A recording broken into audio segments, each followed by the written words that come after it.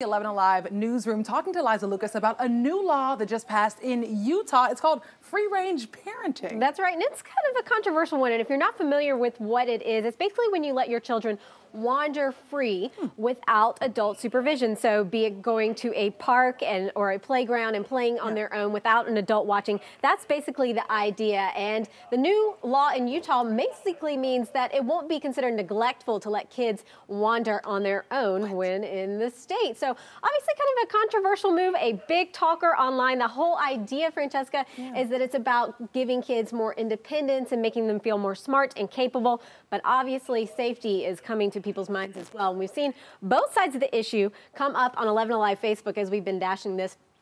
Davis saying it's finally legal for kids to go out and play like we did when we were kids. That's one side of the coin.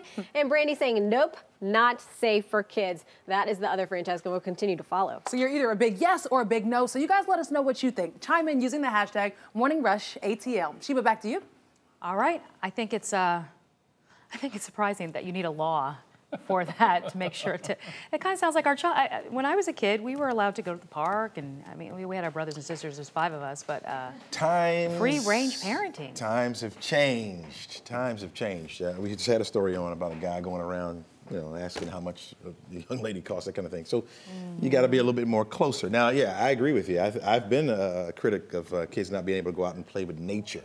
Yeah. Understanding bugs. You know, we took a stick, you saw a snake, you didn't know what it was, you kind of play with it. If it struck, you say, I don't mess with that. So you kind of learned. Yeah, but now times have changed. Well, in this particular case, they use an example of a 7-year-old in Utah. So there's no age restriction on this particular law, but it really depends on you as a parent when you feel like your kid is more comfortable being out there on their own. Well, you remember the name Adam Walsh? We all do. Yeah. Young boy that was kidnapped and murdered back in the early '80s. That mall was the exact same mall where my parents used to take us and let us roam around while my mom and dad would shop. We would have fun, go to the toy store or whatnot. Yeah.